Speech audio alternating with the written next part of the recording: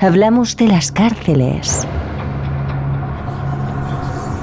Edificios llenos de largos y fríos pasillos de hormigón, con pequeñas ventanas y gruesos barrotes de hierro que resuenan por todas partes cada vez que las celdas se abren y se cierran. Todo ello rodeado por altísimas verjas para impedir que escape cualquier preso. Son lugares que no gustan a nadie y que albergan mucha maldad y energías negativas. Entre las innumerables prisiones de las que podríamos hablar, nos queremos quedar con una ubicada en Estados Unidos, en Carolina del Norte, más concretamente en la ciudad costera de Charleston.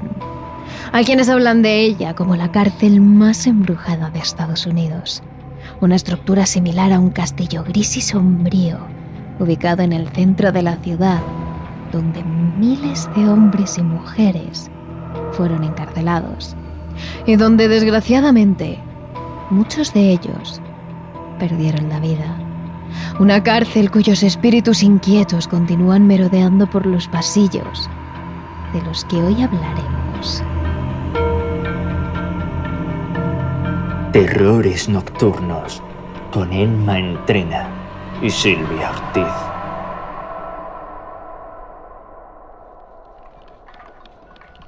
A finales del siglo XVII se fundó la ciudad de Charleston, caracterizada por sus calles de adoquines, recorridas por carruajes tirados por caballos y con sus casas color pastel.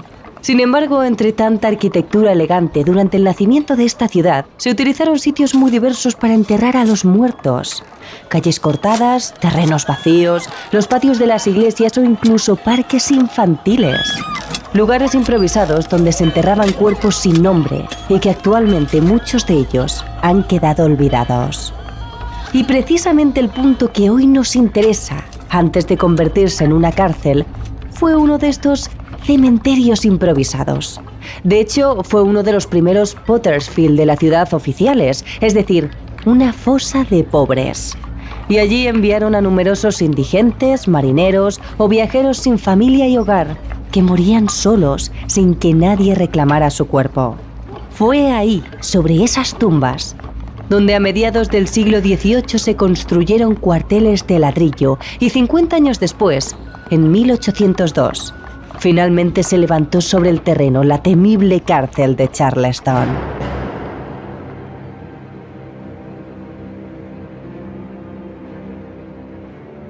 La cárcel de 4 pisos fue remodelada posteriormente en 1855, añadiendo nuevas celdas para que bajo sus paredes hubieran más vándalos, piratas y asesinos. Pero fuera de la estructura interna de este edificio, lo que verdaderamente llamaba su atención era la fachada. Algo similar a un castillo oscuro y tenebroso, adornado con grandes ventanas, pero todas ellas con barrotes negros que acompañan a la tenebrosa decoración. Alrededor del terreno, unos grandes y altos muros de ladrillo impedían que cualquier preso escapara, aunque a día de hoy, de esas paredes apenas quedan ruinas.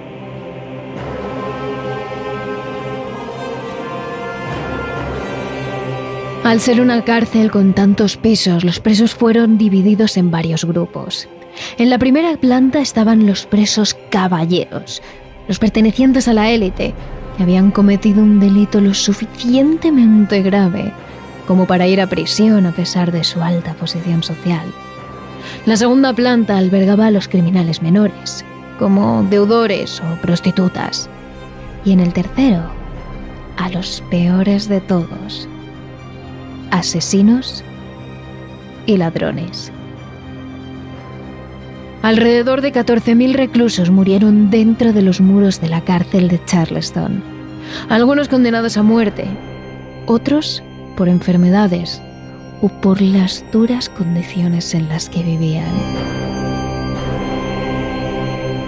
A todos estos también hay que sumarles los presos de la Guerra Civil, que precisamente estalló en esa misma ciudad en la madrugada del 12 de abril de 1891. Entonces sus cárceles fueron ocupadas por prisioneros de la Unión, que estaban retenidos por las fuerzas de la Confederación. Muchos de ellos fueron torturados, asesinados allí mismo o sufrieron largos días sin comer ni beber, hasta que finalmente fallecieron. Y tiempo después de la guerra, esta cárcel no se quedó abandonada. Continuó sirviendo como tal y se dice que algunos de los últimos piratas que navegaban en alta mar a finales del siglo XIX fueron encarcelados ahí antes de que llegara su condena y su terrible final. Porque todos ellos fueron ahorcados en el patio trasero de la prisión. Pero entre los innumerables presos que pasaron por la cárcel de Charleston, existe uno que sobresale por encima de todos. Una mujer, Lavinia Fisher, más conocida como la primera asesina en serie de Estados Unidos.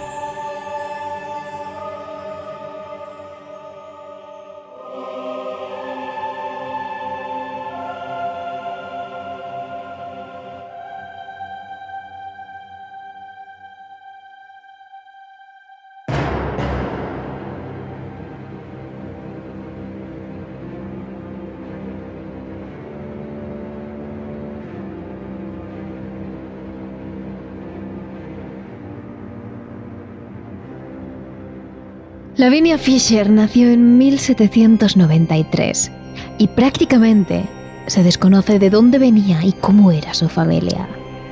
Algunos aseguran que pertenecía a la aristocracia, otros a una familia trabajadora. Pero lo que sí se sabe es que cuando se convirtió en mujer, contrajo matrimonio con John Fisher, un hombre que tenía cierto poder económico. Eso le permitió a la pareja comprar una de las posadas ubicadas a 6 millas de Charleston, denominada Six Mile House. En la ciudad de Charleston, la pareja Fisher era un matrimonio muy conocido, a primera vista, por su belleza. Él era un hombre de gran porte y amplia sonrisa, y ella, una mujer relativamente atractiva y con una personalidad dulce, pero decidida.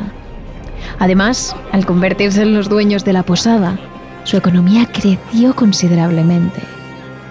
Por lo tanto, con el paso de los meses, el matrimonio ganó cierto prestigio y reconocimiento entre los habitantes de Charleston. Sin embargo, entre tanta perfección, el matrimonio escondía un secreto realmente macabro. Los primeros comerciantes y viajeros que se hospedaron en su posada no experimentaron nada extraño. Pero según fueron pasando las semanas, sorprendentemente, comenzaron a desaparecer personas. Gente que viajaba de una ciudad a otra y que había sido vista por última vez camino de la posada de los Fisher. ¿Y qué ocurría con los que desaparecían? Los Fisher lo sabían muy bien. Siempre llevaban a cabo el mismo modus operandi. Cuando los viajeros solitarios cenaban en la taberna de Six Mile House, normalmente uno de ellos, John o Lavinia, se acercaban al buen hombre para darle conversación. A Lavinia se le daba especialmente bien y siempre les llevaba una taza de té para que bebieran algo calentito antes de ir a dormir. Y precisamente ahí es donde empezaba todo. Cuando el hombre se bebía la taza, no tardaba en bostezar y entrecerrar los ojos del cansancio. Algunos de ellos acababan durmiéndose encima de la propia mesa. Otros se excusaban y subían a sus habitaciones para caer rendidos en la cama sin tener tiempo de quitarse los zapatos. Es ahí cuando el matrimonio se miraba. Gesto suficiente que quería decir que ahora era su turno. Los dos llevaban a la víctima hasta su habitación y una vez ahí, la golpeaban repetidas veces hasta acabar con su vida. A los dos les gustaba realizar este tipo de trabajos y además podían quedarse con el dinero y las pertenencias de la víctima. Era una especie de juego sangriento que unía a esta tenebrosa pareja.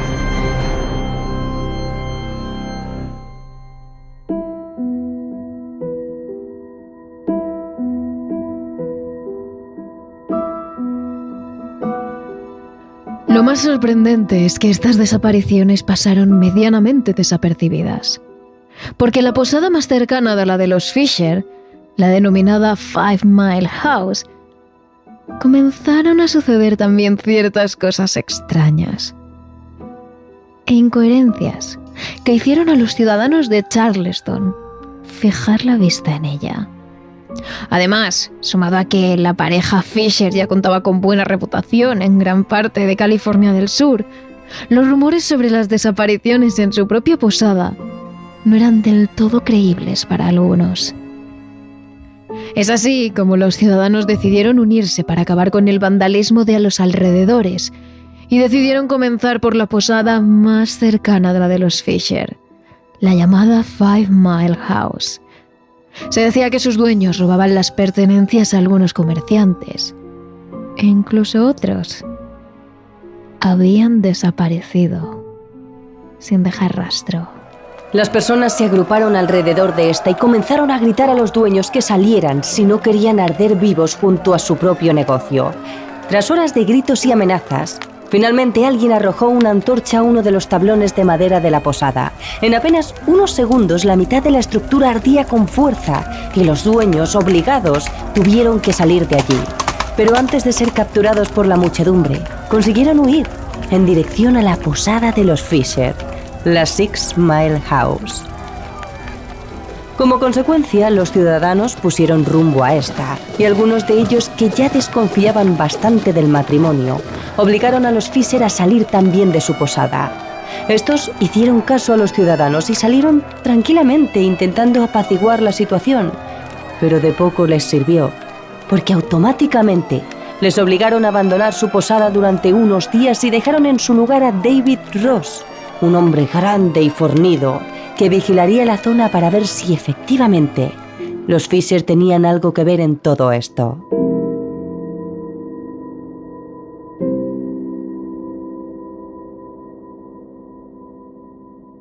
Demasiado confiados fueron los ciudadanos de Charleston, en especial David Ross, que se quedó solo en la posada. A las pocas horas, cuando el sol se había ido, empezó a escuchar ruidos alrededor de la casa. Pisadas, susurros, y una de las veces fue capaz de ver unas sombras cerca de la ventana. El hombre decidió salir fuera y amenazar a los saqueadores, pero no tuvo tiempo de volver a la posada, porque uno de ellos le cortó el paso.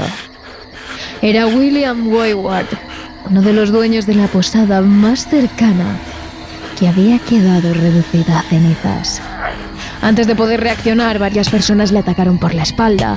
Ross intentó defenderse, pero le tiraron al suelo.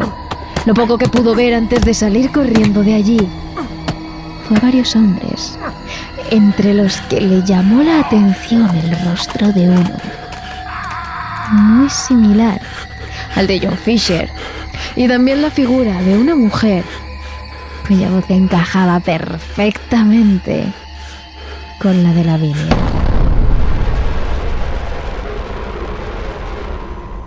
Gracias al testimonio de David Ross y de otros comerciantes que presenciaron el incidente a distancia, la ley decidió actuar.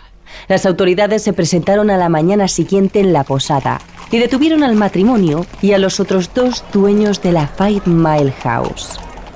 En el momento de la detención, John intentó que su mujer no fuera arrestada, pero de poco sirvieron sus palabras, porque los cuatro fueron atados y transportados hasta la cárcel de Charleston, y tras ellos, la que fue la posada de los Fisher también quedó reducida a cenizas por orden de las autoridades.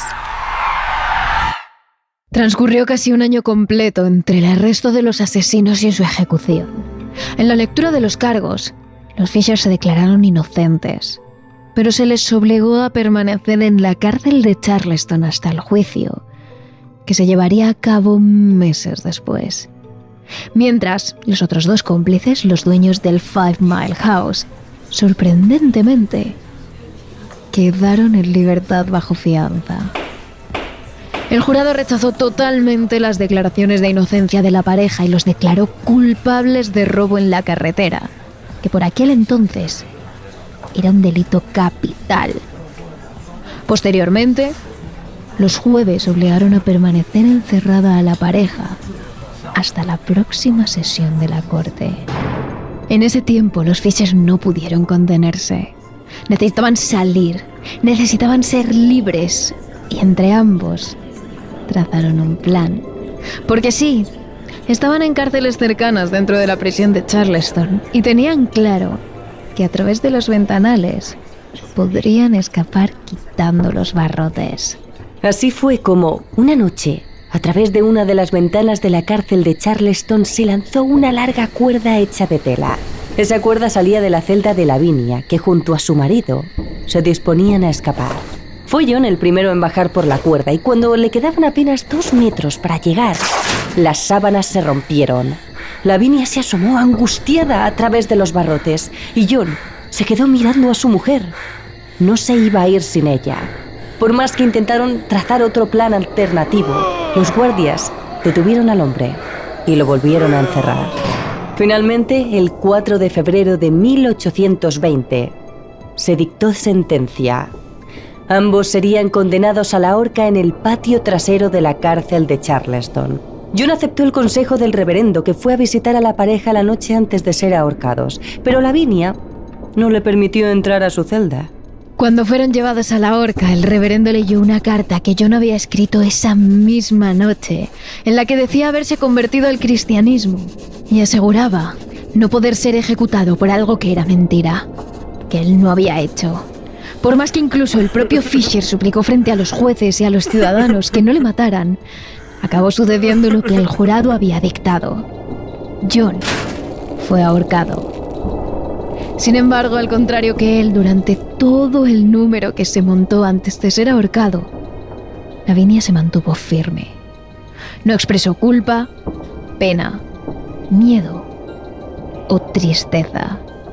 Estuvo quieta, firme, mirando a los jueces a los ojos y al público con una actitud serena. En el momento en el que se le colocó la cuerda alrededor del cuello, Lavinia dijo, frente a todos: Si alguno de ustedes tiene un mensaje para el diablo, dígamelo ahora, porque lo veré dentro de poco. Tras estas palabras, fue ella misma la que se tiró del escenario. No fue empujada por nadie. Quiso matarse y que ninguno le arrebatara su propia vida. Las muertes de los Fisher se sumaron a otras tantas que habían sido arrebatadas bajo las paredes de la cárcel de Charleston, y otras muchas que también les sucedieron. No fue hasta 1939 cuando la cárcel de Charleston cerró sus puertas definitivamente y pasó a ser propiedad del gobierno de la ciudad. Así estuvo durante 61 años, y en el año 2000, el Colegio Americano de las Artes de la Construcción adquirió la cárcel de Charleston para su uso como campus y sede. Tiempo después, en 2016, otra empresa compró la propiedad al colegio para preservar su estructura y restaurar la arquitectura dañada. Actualmente, algunas agencias turísticas realizan visitas al museo, donde no son pocos los que han afirmado ver, oír y sentir presencias en la antigua cárcel de Charleston.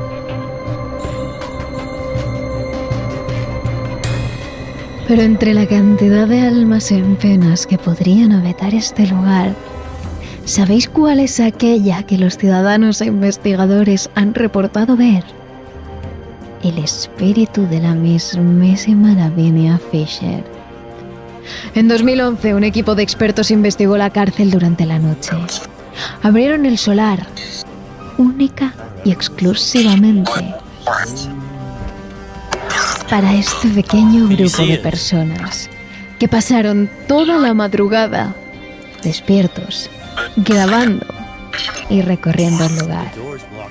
A la mañana siguiente, tras recorrer el lugar, en una de las grabaciones que captaron, la propia mujer susurró al micrófono las siguientes palabras: el diablo.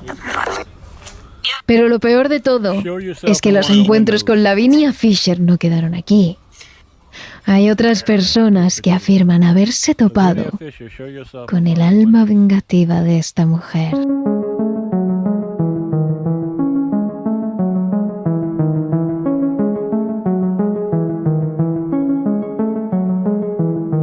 Era el año 2012 cuando una mujer, Christine, hizo un recorrido turístico por la vieja cárcel, acompañada por su esposo. Era su primera gira por un lugar encantado y debía reconocer que estaba nerviosa. A medida que fueron entrando al lugar y traspasaron la puerta de la cárcel, sus nervios se incrementaron, hasta que llegaron a su punto álgido al ver las celdas y sentir la opresión que se respiraba en el lugar, tan gris, tan cerrado, tan oscuro. El guía que caminaba delante de la hilera de turistas que visitaba la cárcel les animó a que tomaran tantas fotos del lugar como quisieran. Y Christine lo hizo. Comenzó a tomar fotos con flash, retratando cada lugar por el que pasaban. Las celdas, los comedores, el pasillo central, los baños, todo. Y en un principio no vio nada fuera de lo normal, más allá de las malas energías que le transmitía el lugar. Su grupo avanzaba poco a poco, mientras el guía les explicaba más sobre la historia. Los turistas se miraban entre ellos sorprendidos, con los ojos como platos, con cada dato que daba. Y Christine se aferraba al brazo de su marido. Pero lo más espeluznante llegó sin duda cuando llegaron a la segunda planta de la prisión. Allí, junto al guía ante un buen número de personas en círculo, es donde Lavinia y su marido John estuvieron esperando su ejecución, en esa misma celda que estaba mostrando. Christine no dudó en soltar por un momento a su marido y coger de nuevo su cámara de fotos. Apretó el botón y comenzó a sacar fotos con flash del lugar. Sin embargo, cuando las revisó, en la pequeña pantalla de la cámara no vio nada más que una imagen oscura. Nada de la celda, nada de las paredes, nada. Como si solo le hubieran hecho fotos a una pantalla negra. Sin embargo, el guía del grupo estaba ya moviendo a los turistas hacia el siguiente lugar, así que Christine simplemente avanzó y no le dio más importancia. Fue una vez terminado el tour, cuando ya salieron de la cárcel, cuando volvió a caer en el tema de la cámara. La mujer estaba decepcionada porque aparentemente no había capturado ninguna imagen de la habitación más fantasmal del edificio para compartir con sus amigos y familiares. Sin embargo, cuando llegó a casa, comenzó a revisar todas las fotos que había tomado, ya que pese a ello, había decidido subir algunas de ellas a su cuenta de Facebook. Y cuando llegó a las fotos del segundo piso, las que pese al flash salieron completamente negras, resultó que no eran tan negras como había pensado anteriormente. En las fotografías se podían ver perfectamente dibujadas dos imágenes que sin duda parecían unas caras fantasmales que sobresalían sobre el fondo negro. Las caras estaban posicionadas una frente a otra y eran sin duda diferentes, no la misma. A ella le pareció claro, eran los rostros de Lavinia y John Fisher, capturados de forma fantasmal bajo su cámara.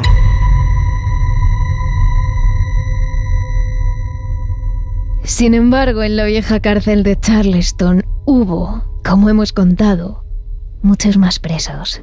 Presos comunes menos conocidos que Lavinia Fisher y su marido, pero que realmente pasaron por los mismos tratos que ellos, que vivieron entre cuatro paredes, casi sin ver el sol, sin libertad, con un trato vejatorio y una escasa comida durante el resto de sus días.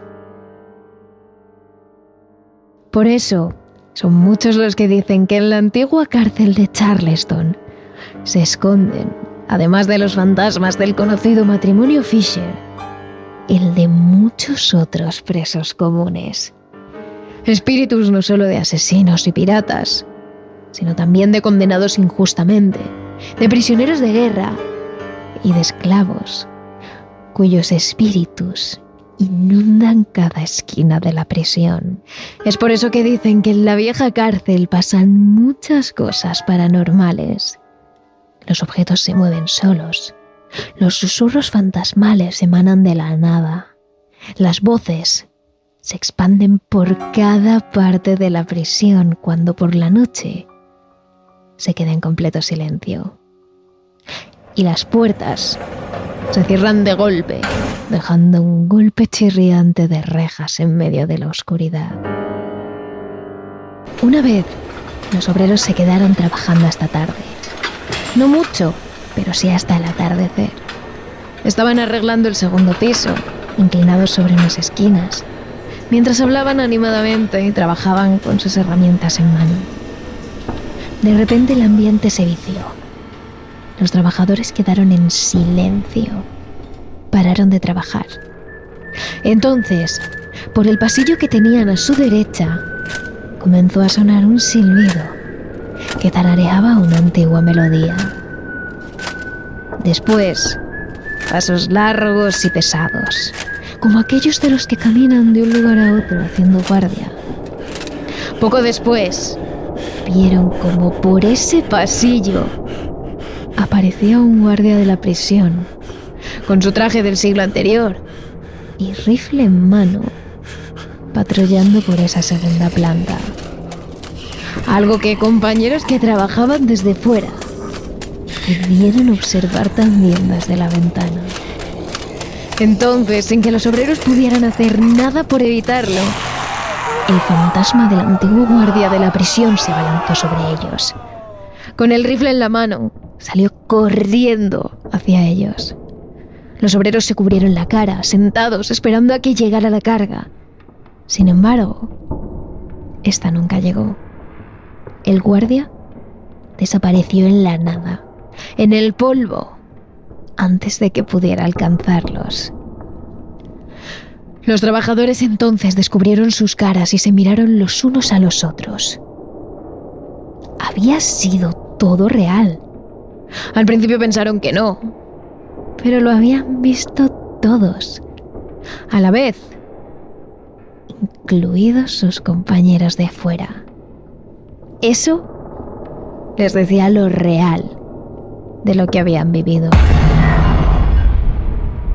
Pero como hemos mencionado antes con el caso de Christine, en los tours también han ocurrido muchas cosas paranormales.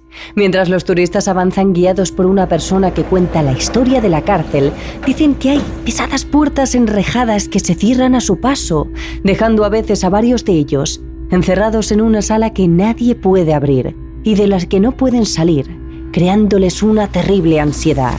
En ocasiones, apenas se puede escuchar la voz del guía entre los golpes y los pasos que asolan la prisión y las voces fantasmales que la recorren por completo, llegando a los oídos de los visitantes con un escalofrío que les recorre el cuello y les pone la piel de los brazos de gallina. Hay un montacargas, el que funcionaba para los materiales de cocina, que se pone en marcha solo, chirriante, cada vez que alguien se acerca, aunque no haya nada para tocarlo, o ni siquiera haya corriente eléctrica que lo alimente. Otros objetos se mueven o desaparecen. Lo más propenso a desaparecer son las joyas, sobre todo las que llevan las mujeres. Dicen que sienten tirones en los cuellos cuando llevan collares, que sus pulseras se abren y caen al suelo, y que los anillos desaparecen por completo. La leyenda cuenta que es el fantasma de Lavinia, que tiene un cierto gusto por lo caro. Pero son muchos los que dicen que en estos tours los turistas están influenciados por este tipo de historias, por la opresión del lugar y por la historia de la cárcel, que gran parte de lo que ven es sugestión. Pero hay investigadores paranormales e incluso policías que también han visto y vivido cosas. En una ocasión, otro equipo de investigación pidió permiso también para pasar la noche en la cárcel, con sus herramientas, sus materiales, y allí vivió una experiencia aterradora.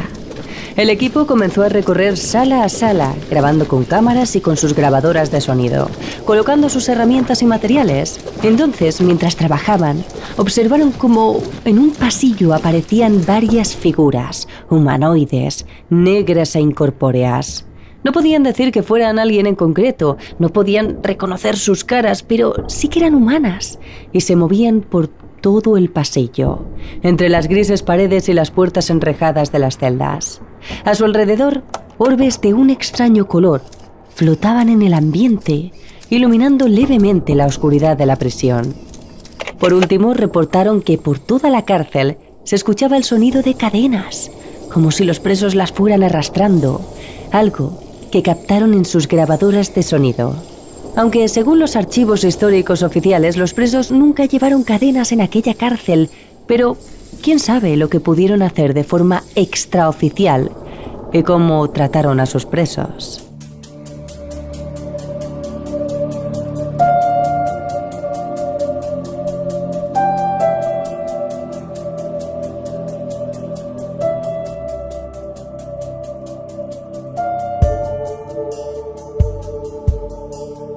Por último, incluso la propia policía de Charleston ha sido testigo de cosas paranormales. Ellos mismos confiesan que la alarma de la cárcel salta sin que haya nadie cerca y que los agentes que deben ir a vigilarla mueren de miedo al entrar. Los policías temen la cárcel. Los restauradores e historiadores no quieren entrar porque afirman que está encantada. Los vecinos que pasan cerca dicen ver figuras fantasmales y escuchar sonidos como si la cárcel estuviera llena de actividad cuando no hay nadie. Y muchos son los que han tomado fotos, vídeos y grabaciones paranormales de la actividad fantasmal que allí tiene lugar. Así es la cárcel de Charleston, uno de los lugares más encantados del mundo. Sin embargo, la cárcel de Charleston no es la única que está encantada en Estados Unidos. Hay otras, como la vieja prisión del condado de Hillcrest en Florida, en la que se han registrado terribles ataques paranormales y cuya historia os contamos en nuestro capítulo extra de Patreon. Solo tienes que suscribirte en el link de la descripción para escucharlo. Además, ya sabes que a lo largo de toda esta semana vamos a estar subiendo contenido sobre estas cárceles y sobre muchos más temas a nuestras redes sociales. Somos @terroresnocturnos_TRN en Instagram y TikTok y @terroresn en Twitter. Terrores Nocturnos, realizado por David Fernández Marcos. Y aquí termina el vídeo de YouTube, aunque esta es solo una parte. Si quieres escuchar el programa completo, visita nuestro podcast Terrores Nocturnos en Spotify, Google Podcasts, Apple Podcasts, iVoox o Spreaker. Disfruta de una buena dosis de misterio cada martes y si te quedas con ganas de más, conviértete en mecenas de Patreon para poder escuchar otro capítulo extra cada semana. Además de disfrutar de otras ventajas como directos, la elección de los temas de los que hablaremos, noticias anticipadas e ilustraciones exclusivas. Entra en la página de Patreon de Terrores Nocturnos y únete a esta gran familia de mecenas. ¿A qué esperas?